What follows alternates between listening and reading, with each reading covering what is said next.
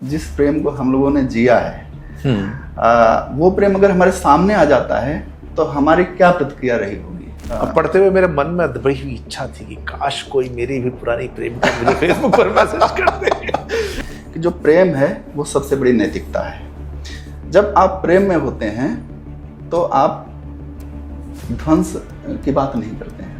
तो ये जो नैतिकता की आपने बात की है, तो नैतिकता का एक ही मापदंड है कि आप व्यवस्था को आप तोड़ रहे हैं कि व्यवस्था को आप बनाए रखें के पक्षधर में। प्रेम हमेशा सीजता है, एक दिन की बात नहीं होती कि एक दिन प्रेम हो गया, दूसरे दिन जो है ब्रेकअप हो गया, तीसरे दिन जो है किसी और के साथ चले गए। नवीन जी, अगर ये मानवतावादी होता ये विचार, तो पिछले 2 विश्व युद्धों में जितने लोग नहीं मरे उससे कहीं अधिक इस विचारधारा की वजह से लोग मरे हैं। वामपंथ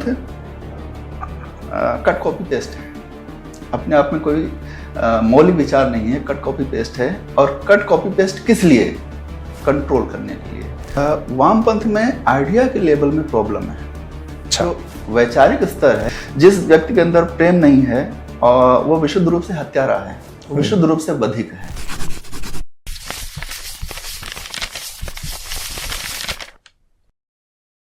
कहीं पढ़ा था कि प्रेम एक बार होता है और उसके बाद ताउम्र हम उसी प्रेम को कहीं न कहीं ढूंढते रहते हैं। नमस्ते, मेरा नाम है नवीन चौधरी और दैनिक जागरण के हिंदी है हम चैनल के बातें किताबें सेगमेंट में आज मैं बात करने जा रहा हूँ एक किताब की, जो कि एक प्रेम कहानी है। किताब का नाम है फरवरी नोट्स। कवर अपने आप में बताने को पर्याप्त है कि ये किताब किस बारे में है, और फरवरी तो यूं भी प्रेम का महीना माना ही जाता है। इंटरेस्टिंग ये है कि इस किताब के जो राइटर हैं डॉक्टर पवन, उनको मैं एक एक्टिविस्ट के तौर पे जानता हूँ। प्रोफेसर हैं इंद्रप्रस्थ यूनिवर्सिटी में। इसके अलावा जो है वो अपने राजनीतिक विचारों को बड़ा खुलकर लिखते हैं। और जब मैंने उनसे ये प्रेम कहानी देखी तो मेरे लिए आश्चर्य का ठिकाना न रहा। मैंने कहा कि अब तो पवन जी से इसके बारे में बात करनी ही चाहिए। तो पवन जी, बहुत बहुत स्वागत है आपका। नमस्कार। हिंदी है हम के सभी दर्शकों को भी मेरा नमस्कार। और आपने आज बात करने के लिए यहाँ पर बुलाया, इसके लिए तो आपका एक बार आभार बनता ही है। अरे जी, थैंक यू। अच्छा, ये जो किताब है, मैं दर्शकों को थोड़ा सा बता दूं कि ये किताब जो है ये कॉलेज रोमांस नहीं है, ये मैच्योर्ड रोमांस है। और ये जो प्रेम है, समर इसके मुख्य पात्र हैं और आरती जो है वो, समर और आरती की कहानी है। समर मैरिड है, आरती भी मैरिड है, और ये 15 साल के बाद इनकी मुलाकात होती है। और उस मुलाकात के बाद क्या क्या होता है वो तो आप डिटेल में किताब में देखेंगे ही, लेकिन इसने बहुत सारे सवाल मेरे मन में इस किताब ने छोड़ दिए, और उन्हीं सवालों का जवाब मैं आपसे ढूंढना चाहता हूँ। ये जो किताब है, कई बार ऐसा माना जाता है कि जब ऐसी किताब कोई उम्र के इस दौर में जिसमें आप और हम हैं ऐसी किताब लिखते हैं, तो ये होता है कि क्या ये जीवन में प्रेम की वापसी है या किसी याद से जो है आप मुक्ति पा रहे हैं, ये वो है। देखिए, आपने अभी जो ओपनिंग स्टेटमेंट दिया कि हम प्रेम एक बार करते हैं और ताउम्र उसी प्रेम को अलग अलग व्यक्तियों में, अलग अलग जगहों पर, हमको कोई जगह पसंद आ जाती है। हम सब लोग किसी न किसी जगह से यहाँ पर आए हुए हैं।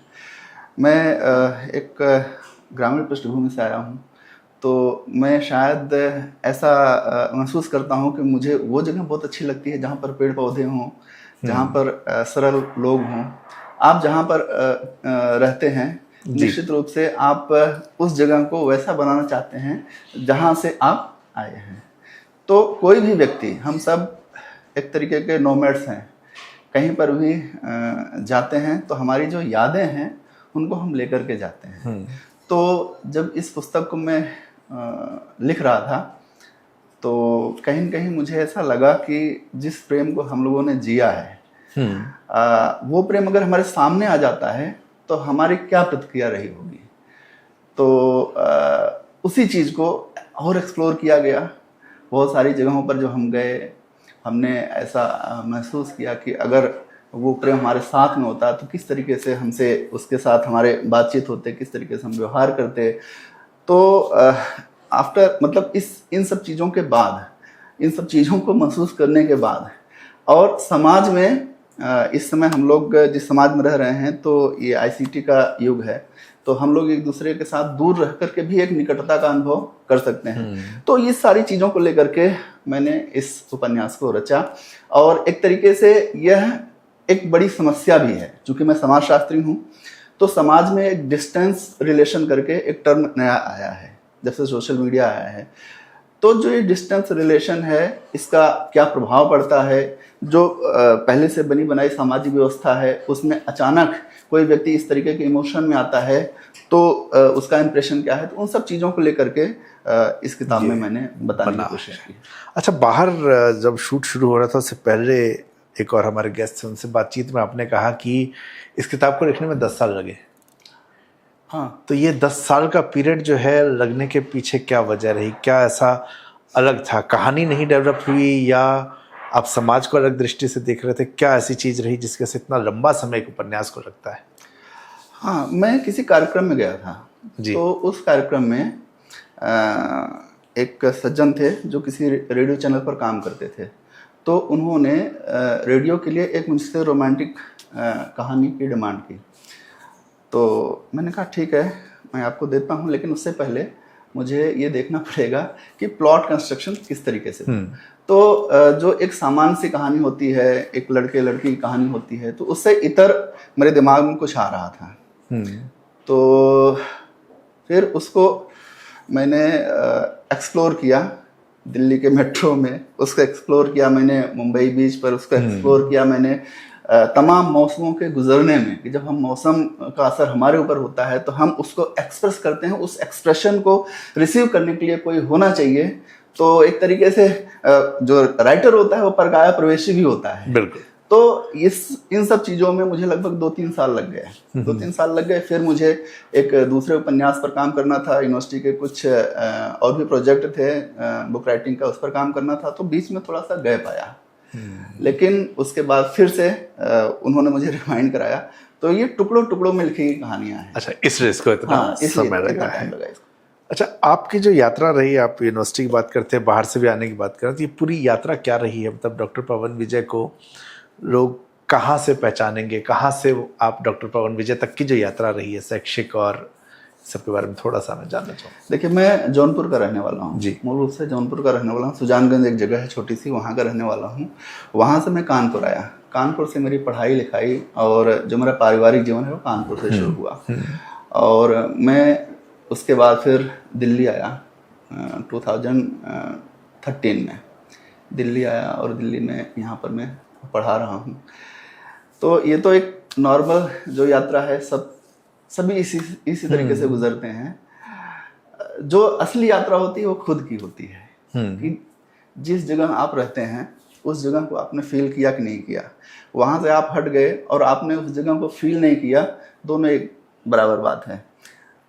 जिस मौसम में आप हैं उस मौसम को आपने फील किया, जो लोग आपके संपर्क में आए उनको आपने फील किया। हम आपसे बात कर रहे हैं तो ये सिर्फ बात नहीं है, यह एक पर्सन का दूसरे से कनेक्शन है, और ये जो कनेक्शन की प्रोसेस है ये हमको इवॉल्व करती है।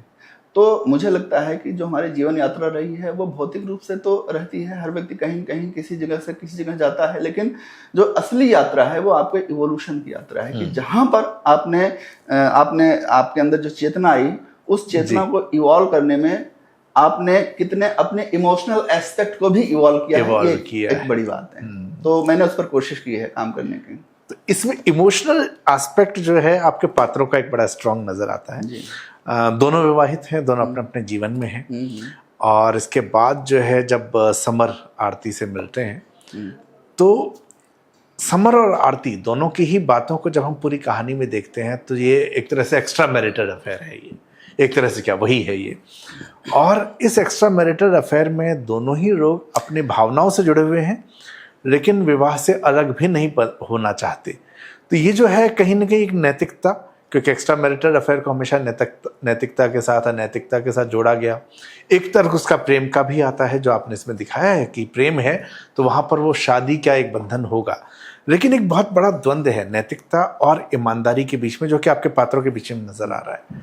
मैं इसको थोड़ा जानना चाहूँगा। ये एक मैं आपको इसमें करेक्ट कर दूं जी, it's not extra marital affair, ये प्री मैरिटल अफेयर है। लेकिन शुरू तो शादी के बाद हुआ, शुरू शादी के बाद हुआ। तो मैं इस प्री मैरिटल अफेयर का बता दूं, सोशल मीडिया के दौर में ये पढ़ के मुझे लगा कि काश आरती जो है वो कभी कॉलेज के समय में प्रेम करती थी समर को, और ये जो है पुनः उनसे मिली है। और पढ़ते हुए मेरे मन में बड़ी इच्छा थी कि काश कोई मेरी भी पुरानी प्रेमिका मुझे फेसबुक पर मैसेज कर दे। जी सर। तो वो एक दूसरे को जानते थे और उनके मन में निश्चित रूप से मिलने की और साथ में रहने की इच्छा थी। तो वो इच्छा धीरे धीरे समय के साथ वो पल्लवित होती रही। वो इच्छा समर के मन में भी थी, और जब वो लोग मिले तो जो एक ट्रिगर पॉइंट है वो वही था। अगर वो वहां पर न मिले होते तो ये कहानी न होती। तो इसलिए मुझसे जब भी पूछा जाता है कि क्या ये एक्स्ट्रा मैरिटल अफेयर है, तो मैं कहता हूँ नहीं, ये जो है उससे पहले की कोई बात है, उससे पहले के ये भाव हैं जो समय के साथ ये पल्लवित और पुष्पित हुए हैं जी। और जो नैतिकता अनैतिकता जो द्वंद्व है उसका एक अलग डायमेंशन है, वो समाज का है। मुझे ऐसा लगता है और मेरा ये मानना भी है कि जो प्रेम है वो सबसे बड़ी नैतिकता है। जब आप प्रेम में होते हैं तो आप ध्वंस की बात नहीं करते हैं। जब आप प्रेम में होते हैं तो आप जिसके साथ प्रेम में होते हैं तो उसके स्ट्रक्चर को टूटने नहीं देते हैं। जब भी किसी व्यक्ति ने प्रेम के लिए स्ट्रक्चर को तोड़ा तो उसका परिणाम ठीक नहीं हुआ। और विश्व में सभी प्रकार के भाव, सभी प्रकार के आविष्कार, सभी प्रकार की जो खोजें हैं वह इसलिए हैं कि हम स्ट्रक्चर का निर्माण करें। जो दूसरी किताब है, अभी हम उस पर भी हम बात करेंगे, उसकी चर्चा करेंगे।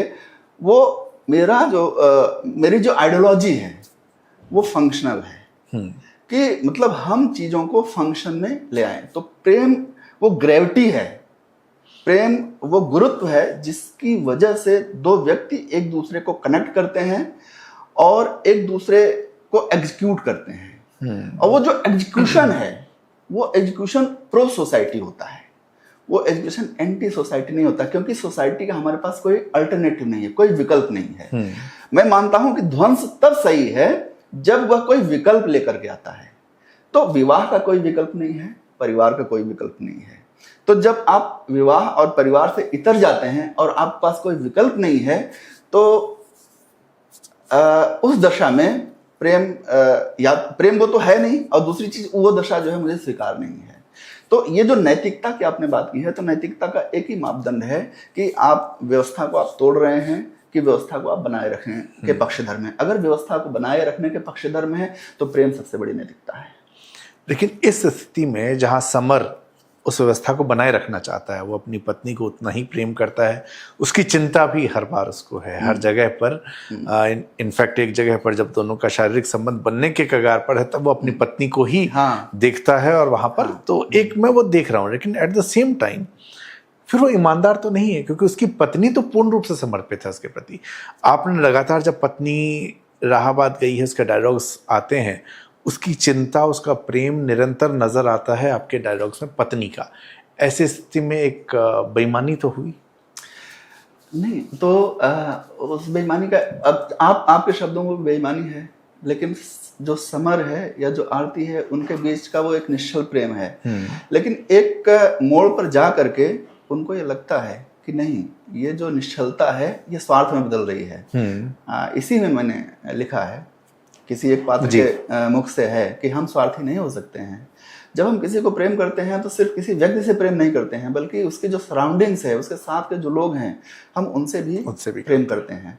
तो स्वार्थ और प्रेम ये दोनों विलोम हैं, ये दोनों मतलब अलग अलग मुंह करके अलग अलग साइड में खड़े हैं। जब भी आप किसी से प्रेम करेंगे तो उसकी आदतों के साथ साथ उसके साथ जो लोग हैं उनको भी आप प्रेम करेंगे। बिल्कुल। तो ये सिर्फ आरती, समर ही अपनी पत्नी की चिंता नहीं करता है, आरती भी ये कहती है कि हमारा जो है आकाश गीला है, हम दोनों लोग एक दूसरे से ऐसे जुड़े हुए हैं और जहाँ पर जुड़े हुए हैं ना वो अंदर तक धंसे हुए हैं, तो वहाँ से खुरच करके निकाल नहीं सकते हैं, खुरच करके निकाल नहीं सकते हैं। तो ये जो खुरच करके कहीं से निकालना हुआ ये स्वार्थ है। और लेट इट बी, जो जैसा है आप उसको उसी रूप में स्वीकार करें, ये प्रेम है। प्रेम तब क्रूर हो जाता है जब आप अपने प्रेमी को अपने हिसाब से बदलने की कोशिश करते हैं। आप मत बदलिए, आप जैसे आपको फर्स्ट साइट में जब लगा कि ये अच्छा है, आप मत बदलिए उसको। आप जब उसके करीब आते हैं आप मत बदलिए। जब आपसे प्रेम करते हैं, जब आप बदलने लगते हैं तो वो बिल्कुल वो अलग हो जाता है। आप जैसे मुझे अच्छे लग रहे हैं कि नवीन जी की जो पर्सनालिटी है ये बहुत अच्छी है, ठीक। हम जैसे ही नवीन जी को थोड़ा बदलने की कोशिश करेंगे तो नवीन जी वो नहीं रहेंगे जिनको हम पहले जानते थे। नवीन जी बदल जाएंगे। तो यही प्रक्रिया सभी में लागू होती है, केवल प्रेमी प्रेमिका के बीच में नहीं है। यही प्रक्रिया जो है आपसी जो संबंध है, भाई भाई का जो संबंध है, माता पिता के साथ जो संबंध है, मित्र के साथ जो संबंध है, सब में ये प्रक्रिया लागू होती है कि हम जिससे प्रेम करने लगते हैं उसको कंट्रोल करने लगते हैं, उसको अपने हिसाब से बदलने की कोशिश करने लगते हैं, वहीं पर हम प्रेम की हत्या कर देते हैं। अच्छा, आपने जो बात की इसमें किरदार जो है वो बच्चों से, समाज से, जिम्मेदारियों से सबसे बंधे हुए हैं। और अपेक्षा एक व्यक्ति के तौर पे हमेशा ये रहेगी कि आप अपने परिवार का निर्वहन करें। समाज ने जो नियम बना दिए हैं, समाज ने नियम बना, और समाज के सारे नियम जो है, क्योंकि हम बार बार नैतिकता की बात कर रहे हैं, तो समाज के जो नियम है वो कहीं ना कहीं एक सिस्टम को बनाए रखने के लिए हैं, जो हो सकता है कि इंडिविजुअल के लिए खराब हो लेकिन बड़े ग्रुप के लिए वो ठीक हो। ऐसे समय में प्रेम विशेषकर, हालांकि हम करियर में भी ये चीज़ देखते हैं, लेकिन प्रेम में जो इस उम्र में आकर होता हो, जहाँ पर कि उम्र किसी न किसी कारण से, समर जब उस प्रेम को नहीं स्वीकार कर पाया, उसको 15 साल के बाद प्रेम मिलता है, उसको लेता है, तो समाज की अपेक्षा के हिसाब से वो पूरी तरह से गलत है। तो क्या आपको लगता है कि मनुष्य जो है यहाँ पर टूटता है, वो जो ओरिजिनल था वो नहीं रहता, क्योंकि समर की वो टूटन भी दिखती है और कहानी का अंत कहीं न कहीं उसी तरीके से होता हुआ नजर आता है? देखिए, समाज आपको अवसर देता है कि आप अपने मैक्सिमम इंटरेस्ट को फुलफिल करें, जो आपकी अभिरुचियां हैं उसको आप पूरा करें। लेकिन यह संभव नहीं है कि सभी की 100% जो 100% जो अभिरुचियां हैं उनको हम पूरा कर सकते हैं, नहीं कर सकते हैं। कहीं कहीं फिर समाज क्या करता है, रिस्ट्रिक्शन लगाता है, आपके लिए एक स्पेस बनाता है कि ये स्पेस आपका है, ये स्पेस आपका है, आप इसमें हस्तक्षेप न करें, आप इसमें हस्तक्षेप न करें। इसको हम लोग नैतिक नियम बोलते हैं। लेकिन मन क्या करता है कि जब जो व्यक्ति है, जब उसे कोई चीज़ अच्छी लगती है तो वो उनको तोड़ने की कोशिश करता है। अब यहाँ पर क्या होता है, यहाँ पर आपकी अपनी चेतना और विवेक जागृत होते हैं। समाज के जो नियम हैं, जो सामाजिक नियंत्रण के जो नियम हैं, वहाँ पर वो लागू होते हैं। तो जो व्यक्ति है अगर वो समझदार है तो वो कोई न कोई एक ऐसा स्पेस बनाता है जिसमें समाज और व्यक्ति के बीच में संतुलन स्थापित हो। देखिए, मैं इस बात का कतई पक्षधर नहीं हूँ कि आप भावावेग में आकर के जो बनी बनाई व्यवस्थाएं उसको आप तोड़ दें, जबकि आपके पास कोई विकल्प नहीं है, आपके पास दूसरा घर नहीं है, आपने पहले घर को तोड़ दिया तो आप बेघर हो जाएंगे। और बेघर होना बहुत ही असुरक्षित और बहुत ही खतरनाक बात है। तो प्रेम आपको असुरक्षित और खतरनाक स्थिति में नहीं छोड़ेगा। इसीलिए अंत में वो कहता है कि तुम अपने घर जाओ, मैं अपने घर जाता हूँ, क्योंकि उधर जो रश्मि है वो असुरक्षित है और उधर जो प्रकाश घर है ना, उसका जो प्रकाश, उसका जो पति है वो असुरक्षित है। तो चूंकि इसमें गलती कहाँ है, इसमें समय की गलती है। समय जो 15 साल का समय बीता, उस समय में अलग अलग संरचनाएं बन चुकी हैं, अलग अलग स्ट्रक्चर दोनों के बन चुके हैं। उस स्ट्रक्चर को तोड़ करके नई चीजों की शुरुआत करना इस समय संभव नहीं है।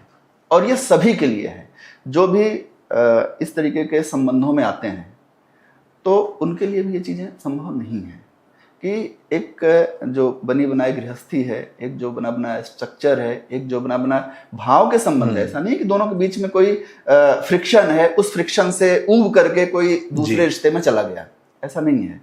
अगर वो ग्रेविटी ना होती रश्मि की तो शायद कुछ दूसरी बात होती, लेकिन रश्मि के अंदर भी वो ग्रेविटी थी, वो मैच्योरिटी थी। तो कभी भी इस तरीके के संबंध में कोई जाए तो संबंधों को बड़े ही परिपक्वता के साथ जब आप हैंडल करते हैं, डील करते हैं, तो जो इसका अंत है, तो मैं मतलब उसमें ये दिखाना चाह रहा था कि बड़ी परिपक्वता के साथ दोनों ने अपने अपने भावों को बचाते हुए, उसको कुचलते हुए नहीं कि हम जो है संबंध खत्म हो गया तो हम मतलब एंटी सोशल हो गए, एंटी पर्सनल हो गए, या जिससे प्रेम करते हैं तो उसके एंटी होकर के हम कुछ ऐसी बातें करने लगे। तो ऐसा नहीं होना है, ऐसा नहीं होना है। तो ये बहुत ही परिपक्वता के साथ, मैच्योरिटी के साथ उन दोनों लोगों ने स्वयं ये तय किया कि हमको क्या करना है। वो डिसीजन उनका है, वो डिसीजन समाज का नहीं है। प्रेम करने का डिसीजन उनका है और किस तरीके से हमको उसको आगे बढ़ाना है, ये भी डिसीजन उनका है। तो ये बहुत ही संतुलित एक तरीका था आगे सस्टेन करने का। अच्छा, आपके पात्र मिले सोशल मीडिया पे, और अब जो है सोशल मीडिया पे ही प्रेम हो रहा है, ब्रेकअप हो रहा है। जो प्रेम की भावना को हमने आपने देखा है जवान होते हुए, और हमसे पिछली पीढ़ी ने भी देखा, सोशल मीडिया आने के बाद प्रेम इंस्टेंट हो गया है। मतलब इंस्टेंट से मेरा यहाँ तात्पर्य सिर्फ ये इंस्टेंट नहीं, कभी देखा हो गया, इसका ये भी है कि फटाफट आप अप्रोच कर सकते हैं, फटाफट आप ब्लॉक करके ख़त्म कर सकते हैं। तो जो प्रेम की जो खूबसूरती थी, आपको लगता है टेक्नोलॉजी आने के बाद वो कहीं बढ़ी है? क्योंकि एक तरफ तो ये हुआ है कि हम जैसे लोग जिनके जीवन में कभी कोई आरती हो या आर्थिक जीवन में समर हो, कम से कम देख तो लेते ही है सोशल मीडिया पे जाके। वहीं दूसरी तरफ जो है हम ये सारी चीज़ें देख रहे हैं।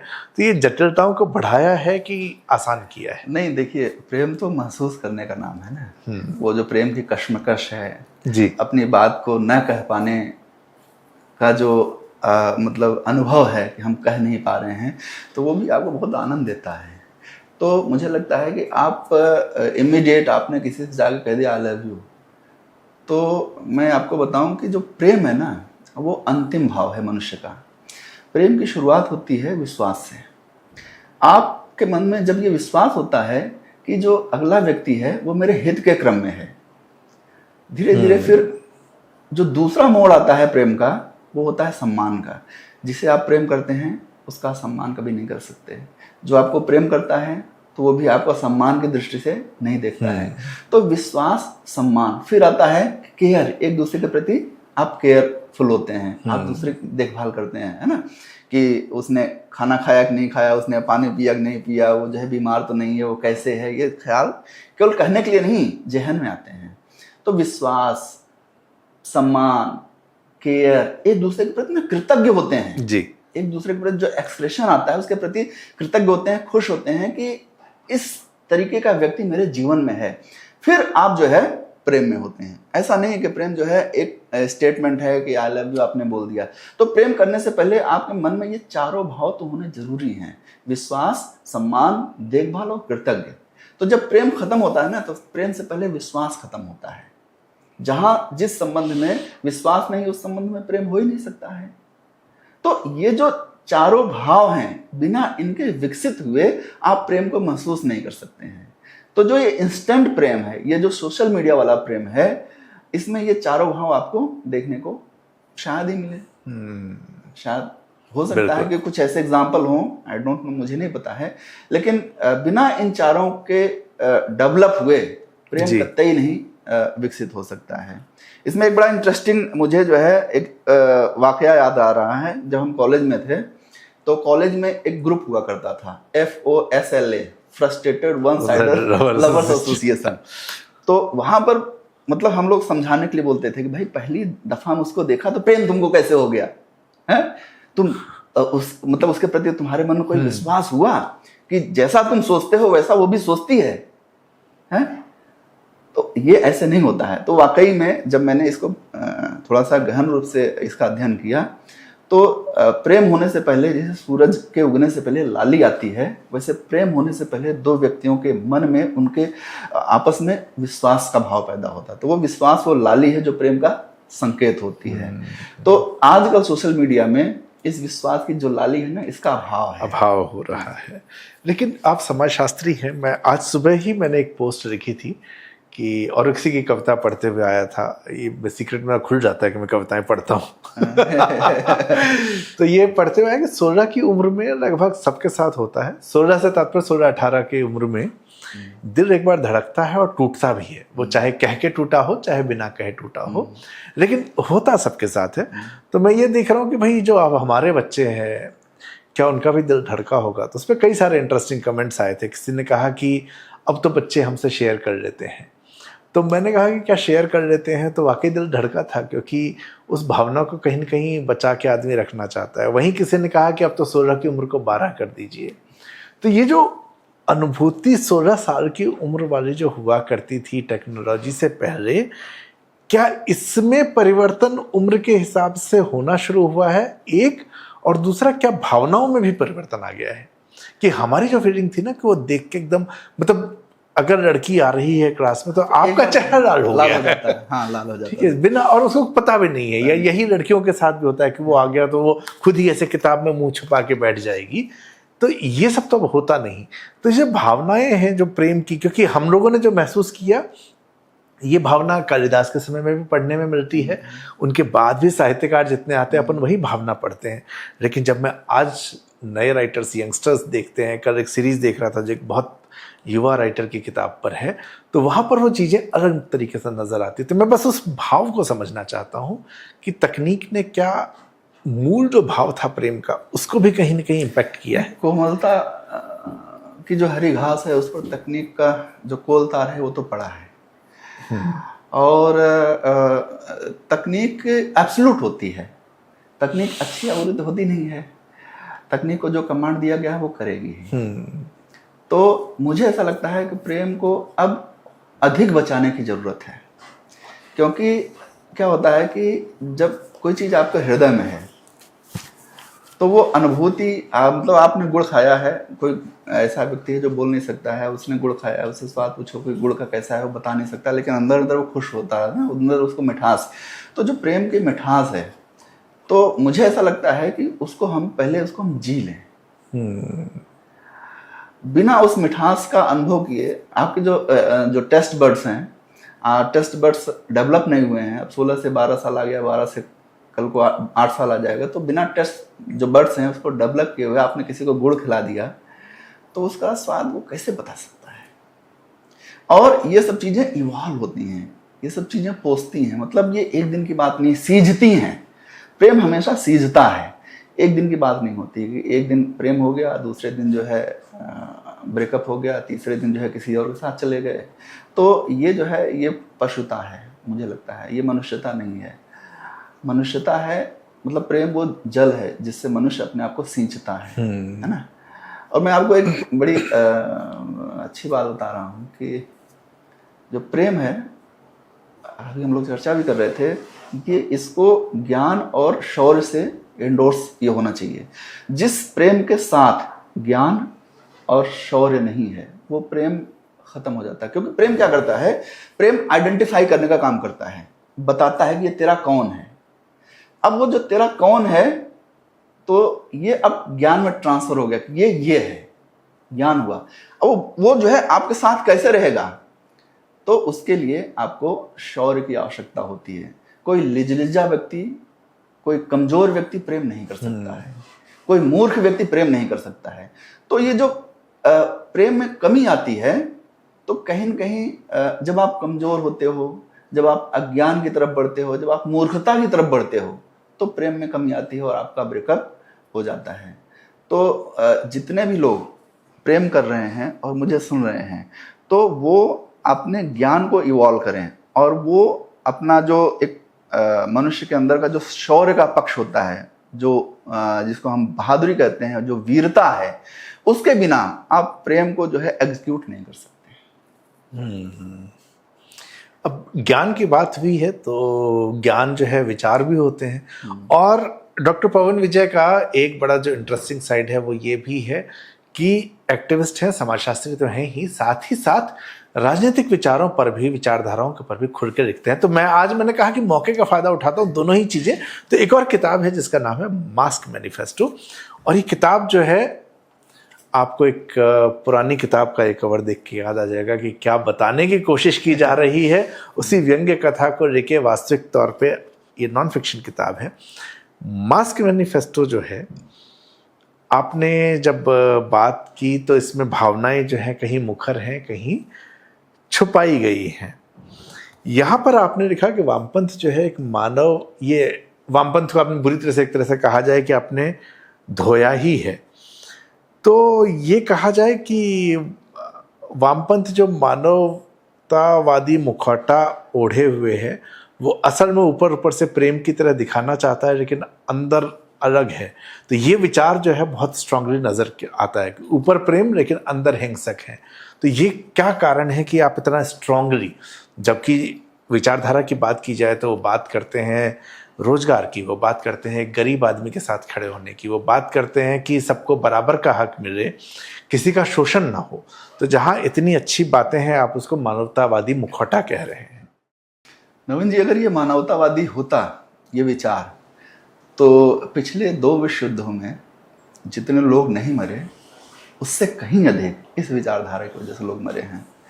कंबोडिया में पोल पाट से लेकर के स्टालिन और चाइना जो स्किन चौक पे हुआ है, तो आप ये देखिए कि इस विचारधारा की वजह से लगभग जो मेरे पास डेटा है लगभग 11 करोड़ के आसपास लोग मरे हैं जी। इतने लोग किसी महामारी में नहीं मरे, इतने लोग अभी कोविड आया उसमें नहीं मरे, इतने लोग पिछले जितने भी युद्ध हुए मिला करके नहीं मरे। तो अगर ये मानवतावादी होता तो इतने लोग ना मरते, मुझे ऐसा लगता है। और दूसरी चीज़ ये है कि वामपंथ कट कॉपी पेस्ट है, अपने आप में कोई मौलिक विचार नहीं है, कट कॉपी पेस्ट है। और कट कॉपी पेस्ट किस लिए? कंट्रोल करने के लिए, दुनिया को कंट्रोल करने के लिए। अलग अलग विचारधाराएं हैं दुनिया को कंट्रोल करने के लिए, तो एक ये भी उसमें एक विचारधारा आती है। मेरे लिए कोई अलग से कोई मौलिक विषय नहीं है कि मनुष्य के कल्याण के लिए कोई विचारधारा लाई गई जिससे हमने शोषण हमने दूर करना है, जिससे हमने समाज में समानता लानी है। मुझे आप एक किसी ऐसे देश का उदाहरण दे दीजिए जहाँ पर ये कम्युनिज्म है और वहाँ पर जो समाज है वो शोषण से मुक्त है, जो समाज है उसमें असमानताएं नहीं है, वो समाज है जहाँ पर बेरोजगारी नहीं है, जहाँ पर सामाजिक भेदभाव नहीं है, जहाँ पर संघर्ष नहीं है। कोई एक देश का नाम मुझे बता दीजिए। तो क्या ये कहा जाए कि वामपंथ जो है एक वैचारिक छल है? बिल्कुल कहा नहीं जाए, ये है कि वामपंथ के नाम पर समाज को कंट्रोल करना, जो दबे कुचले लोग हैं उनको और उनका बल्कि उनका एक टूल के रूप में प्रयोग करना, समाज में जो हायरार्की है उसको तोड़ना। क्योंकि जो हायरार्की होती है ना वो समाज को व्यवस्थित करती है, समाज की ताकत ही उसकी व्यवस्था है। जब आप उस व्यवस्था को तोड़ने की बात करते हैं तो आपका हिडन एजेंडा सामने आ जाता है कि भाई क्यों तोड़ना चाहते हैं, क्या कारण है। तो बोले कि हमको शोषण से मुक्त कराना है।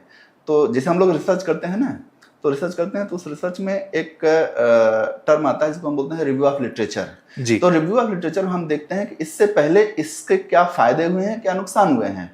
तो 1883 में कार्ल मार्क्स की डेथ होती है, तो 1883 के बाद आज तक का इतिहास उठा करके देख लीजिए। अगर वामपंथ सही होता, अगर वामपंथ के मंतव्य सही होते, तो किसी न किसी देश में एक ऐसा मॉडल विकसित हो गया होता जो हमको ये बताता कि नहीं, यहाँ पर समानता है, यहाँ पर भाईचारा है, यहाँ पर भेदभाव नहीं है, यहाँ पर शोषण नहीं है। एक यशवंत व्यास जी की एक किताब है कॉमरेड गोडसे जी। तो कॉमरेड गोडसे जो है वो दो ऐसे लोगों की कहानी है, जो एक गोडसे समर्थक है और एक कॉमरेड है, और दोनों जो है एकदम समर्पित कार्यकर्ता हैं। और कहानी का जब अंत होता है तो जो कॉमरेड है वो अपने जिसका वो समर्थक था उसको गोली मारता है, और जो गोडसे समर्थक है वो अपने वाले को गोली मारता है। तो दोनों ही जो है अपने विचारों से कहीं ना कहीं जब वो वास्तविकता में देखते हैं उनका भ्रम टूटता है। आज जो पॉलिटिकल सिचुएशन है उसमें जो है ये द्वंद्व बहुत स्ट्रांग निकल के आया है। बहुत ज़बरदस्त रूप से वर्तमान सत्ता का विरोध वामपंथी कर रहे हैं। वामपंथ का विरोध भी इतनी ही मुखरता के साथ सत्ता पक्ष या उस विचार का जो पक्ष है ये करता है। दोनों के प्लस माइनस हैं। जो आपने कहा कि सच है कि कहीं न कहीं ये छल दिखता है, लेकिन ये भी उतना सच है कि समानता की कई बातें या कई सारे ऐसे मुद्दे जो उठाए जाते हैं जहाँ पे लगता है कि सरकारें पूंजीवादियों के साथ चली गई। तो दोनों पक्ष मुझे नज़र आते हैं। यही बात जब मैं राष्ट्र की बात करूं, परिवार की बात करूं, जो आप इससे पहले जवाब दे रहे थे, मैं उससे निजी तौर पे बहुत सहमत हूं। मुझे लगता है कि परिवार पहली इकाई है, फिर आपका समाज है, फिर राष्ट्र है। मैं उसको यकीन करता हूं, लेकिन फिर ये विचारधारा उसको नहीं मानती। तो हम कहीं ना कहीं कुछ बातें इधर की और कुछ उधर की, एक आम नागरिक के तौर पे दोनों में कुछ अच्छाइयाँ नज़र आती हैं। लेकिन उन्होंने ये कोशिश की, वामपंथ से जो मेरा मतभेद है वो ये है कि उन्होंने तोड़ने की कोशिश की, दूसरा जो हो उसको बोलने ही न दिया जाए। अभिव्यक्ति की स्वतंत्रता कहते हुए उन्होंने दूसरे की स्वतंत्रता का हनन किया। लेकिन अब जब दक्षिण पंथ का प्रभाव बढ़ रहा है, इसका अतिरेक बढ़ रहा है, तो हम भी यही समस्या देखते हैं कि यहाँ भी ऐसा ही हो रहा है।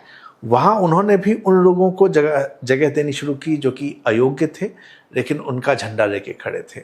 आज के दौर में आप यूनिवर्सिटी में हैं, यहाँ भी यही होता हुआ चला आ रहा है कि जो अयोग्य लोग हैं उनको मौका ज़्यादा मिल रहा है, बजाय उनके कि जो संभवतः वामपंथ से इतर, अगर सही शब्द इस्तेमाल किया जाए एक मित्र से बातचीत करते हुए, कि वो दक्षिणपंथी नहीं कहना चाहिए, वो जो वामपंथी नहीं है, वामपंथ से इतर विचार का है, राष्ट्र के विचार को मानता है, उसको जगह नहीं मिलती।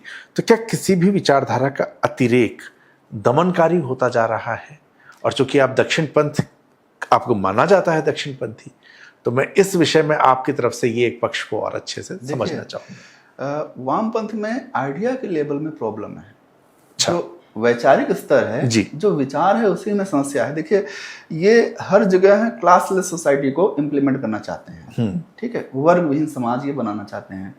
तो जब आप समाज की रचना करते हैं तो अलग अलग वर्ग बनेंगे, उनकी अपनी सीमाएं बनेंगी, और फंक्शन के आधार पर किसी व्यक्ति का ऊपर या नीचे होना बनेगा। डॉक्टर अच्छा काम करता है, डॉक्टर का जो फंक्शन है सोसाइटी में, वो एक जो ईंट को ढो रहा है उसके फंक्शन से आप कह सकते हैं ज़्यादा बेहतर है। मैं दोनों की तुलना नहीं कर रहा हूँ, लेकिन जो डॉक्टर है उसको इसलिए ऊंचा माना जाता है क्योंकि वो जो है ऐसे काम में लगा है जो मनुष्य के जीवन के लिए निहायत ही बहुत उपयोगी है। अगर घर नहीं बनेगा, व्यक्ति कहीं पर भी रह सकता है ना, गुफाओं में रह सकता है, लेकिन कहीं किसी को पीड़ा होती है तो उस पीड़ा को रोकने के लिए हमको किसी न किसी ऐसे ज्ञानी व्यक्ति की जरूरत होती है जो उसको जानता है, जो उसको रिलीफ दे सकता है। माँ का जो स्थान है, माँ अपने बच्चे का पालन पोषण करती है, इसलिए उसका स्थान सबसे ऊपर है ना। पिता का वो स्थान नहीं है जो माँ का है। तो फंक्शन बेस्ड सोसाइटी है, जिसका फंक्शन सोसाइटी के लिए उपयोगी होगा वो समाज में निश्चित रूप से एक सम्मानजनक स्थान कंपैरेटिवली अदर्स रखेगा। तो वामपंथ इस बात को मानता नहीं है। वामपंथ क्या करता है कि जिसको ये अपॉर्चुनिटी जो नहीं प्राप्त कर सका उसको भी, और जिसने ये अपॉर्चुनिटी ले करके लोगों के लिए काम कर रहा है उसको भी एक उसमें तौल देता है, एक पलड़े में तौल देता है, ठीक है। उसको वर्गविहीन समाज की स्थापना करनी है।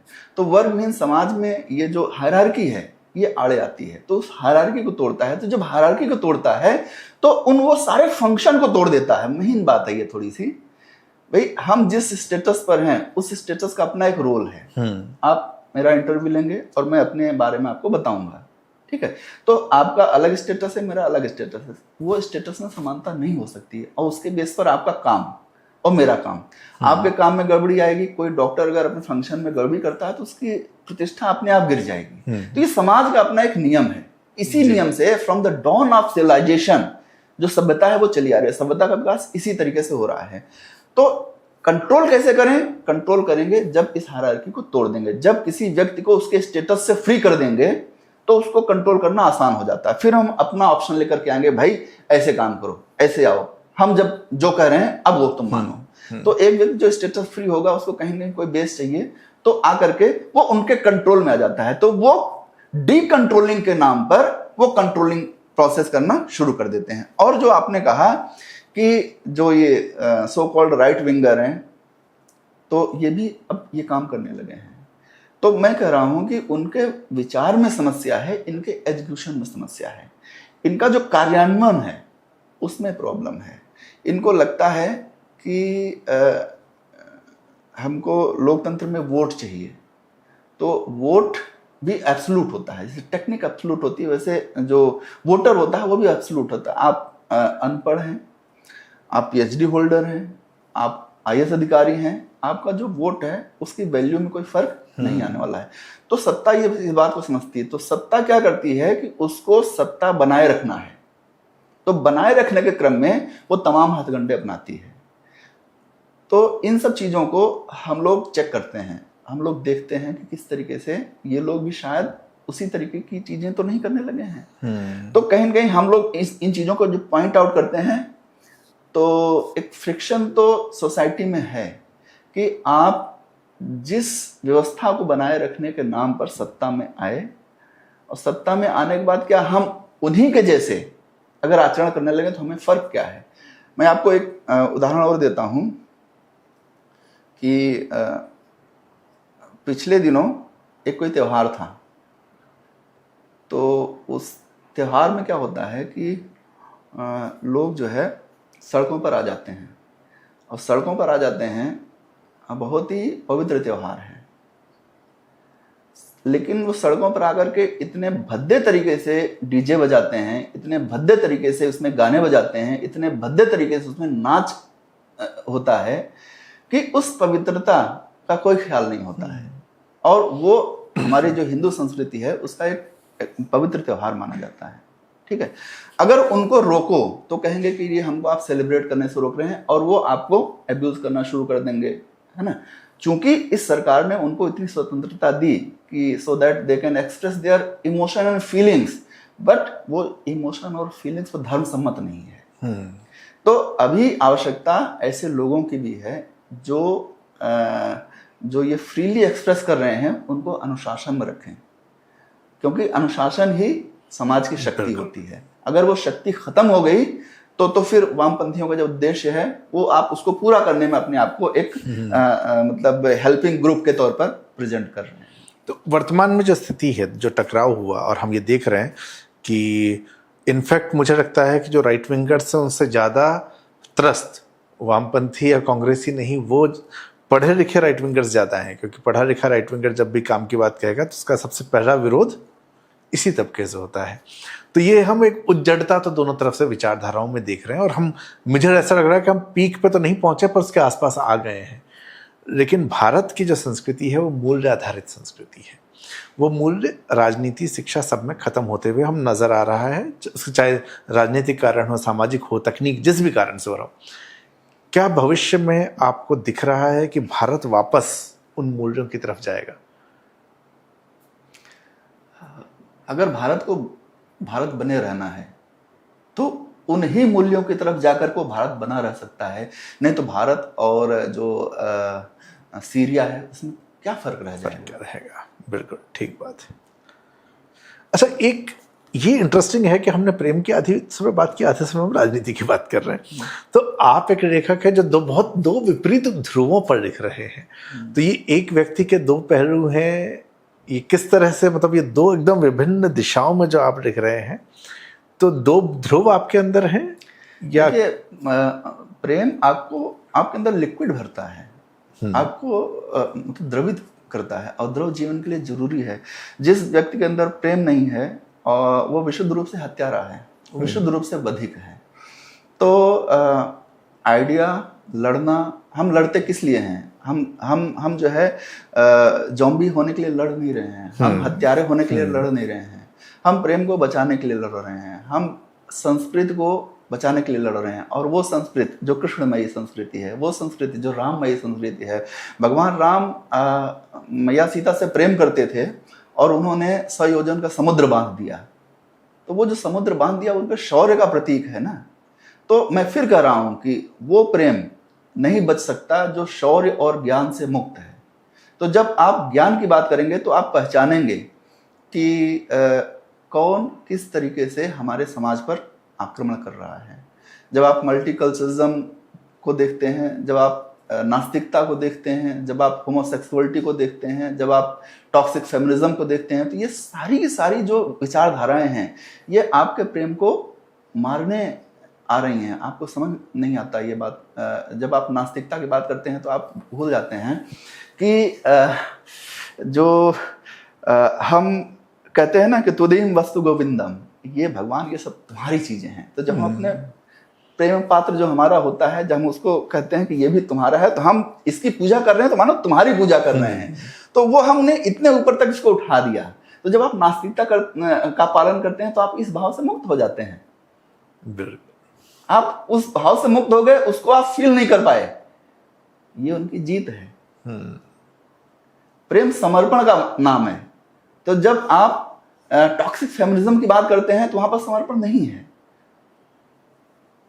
समर्पण का जो आनंद है, बंधने के सुख का जो आनंद है, कि बंधने में कितना सुख होता है, आप मनुष्य, आपका जीवन व्यर्थ चला जाता है अगर आप प्रेम नहीं करते हैं तो प्रेम को बचाने के लिए आपको वामपंथ से मुक्त होना पड़ेगा। अच्छा, आप कभी थे वामपंथ से प्रभावित? देखिए, मैं एक बात आपको बताता हूँ कि जो सो कॉल्ड राइट और लेफ्ट है, अब तो ये चूंकि एक पॉपुलर टर्म है, हर व्यक्ति लीक से हटकर कोई कोई काम करता है। इसी तरीके से इवोल्यूशन होता है।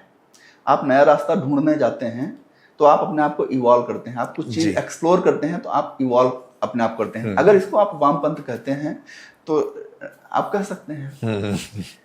कुछ इनोवेशन जहां पर होता है, अगर इनोवेटिव होना वामपंथी है तो हो सकता है कि मैं भी वामपंथी हूं, लेकिन वो जो इनोवेशन है नहीं, मेरा अर्थ उस विचारधारा से था कि अगर हम उस विचारधारा, जो राजनीतिक विचारधारा है, क्या उससे कहा जाता है कॉलेज में प्राय? मैं इसको जानना चाहता था। तो मैं अपने कॉलेज में जो एक उस समय एक सभा हुआ करती थी, छात्र सभा करके कुछ हिस्सा था, जिसको भगत सिंह ने बनाया था, शहीद भगत सिंह ने बनाया था। तो उसमें 1 रुपये देकर के उसकी सदस्यता लेनी होती थी। तो मुझे जानना होता था कि इसमें होता क्या है, तो मैं उसका सदस्य था। और मैं शुरू से ही मैं प्रो कल्चर, प्रो रिलीजियस और प्रो सोसाइटी पर्सन रहा हूँ, जहाँ पर मुझे लगा, देखिए, हर व्यक्ति अपने तरीके से काम करने के लिए स्वतंत्र होना चाहिए, ऐसा मेरा मानना है। लेकिन उसकी स्वतंत्रता वहीं तक होनी चाहिए जहाँ से मेरी नाक शुरू होती है, वहीं पर क्लोज हो जानी चाहिए। तो कोई नाक काटने के लिए स्वतंत्र हो, इसका मैं समर्थन नहीं करता हूँ। तो नाक काटने का मतलब मेरे अस्तित्व पर। तो जहां पर मुझे लगा कि नहीं, ये मेरे धर्म के अस्तित्व के लिए ये चीज़ खराब है, ये मेरे परिवार के अस्तित्व के लिए, ये मेरे संस्कृति के अस्तित्व के लिए, मेरे राष्ट्र के अस्तित्व के लिए, मैंने उसको वहां पर तिलांजलि दे दी। और हर व्यक्ति को इतनी, मतलब ये जो लिमिट है वो रखना चाहिए, उसमें वो अपना स्वतंत्र है कुछ भी करने के लिए। आखिरी सवाल की तरफ आता हूँ। प्रेम और विचारधारा, इन दोनों ही चीज़ों में मनुष्य खोजता क्या है? स्थायित्व खोज रहा है, अपनी पहचान खोज रहा है, या सिर्फ मतलब अपना वजूद का एक प्रमाण खोजता है इनके अंदर? दोनों ही स्थितियों में देखिए, जो विचारधारा है वो आपका सीमेंट है, और जो प्रेम है वो आपके भाव हैं। सीमेंट से आप घर बना सकते हैं, लेकिन अगर भाव नहीं होगा तो घर में आप रह नहीं सकते हैं। तो विचारधारा के आधार पर सामाजिक संरचनाएं बनती हैं। तो विचारधारा ऐसी होनी चाहिए कि घर आपका ठीक ठाक बने, और आपके मन में भाव होने चाहिए। उस भाव के सहारे आप गृह प्रवेश करिए, हर तरफ बहुत ही स्मूथ और बहुत ही हार्मोनिकल एटमॉस्फेयर रहेगा। तो मुझे लगता है कि ये दूसरे के विरोधी नहीं, बल्कि एक दूसरे के पूरक के तौर पर हैं, प्रेम और विचारधारा। जब आप किसी के साथ प्रेम में होते हैं तो आपकी जो वैचारिकता, जो आपकी वैचारिकी होती है, वो एकनिष्ठ हो जाती है। तो एकनिष्ठ वैचारिकी के साथ जो प्रेम है वो 7 जन्म तक का बन जाता है, 7 जन्म तक का बन जाता है। तो विचारधारा एक पॉलिटिकल, अगर उसमें पॉलिटिकल परिप्रेक्ष्य में देखते हैं तो वो एक अलग विषय है। लेकिन प्रेम में कोई इस तरीके से अगर विचारधारा ले आता है तो आप समझिए वो आपको कंट्रोल कर रहा है कि आप प्रेम में इस तरीके से विचार करिए, इस तरीके से व्यवहार करिए, तब हम आपके साथ प्रेम में होंगे। So you are not in love, you are controlling, आप कंट्रोल कर रहे हैं। प्रेम आपको मुक्त करता है, कंट्रोल नहीं करता है।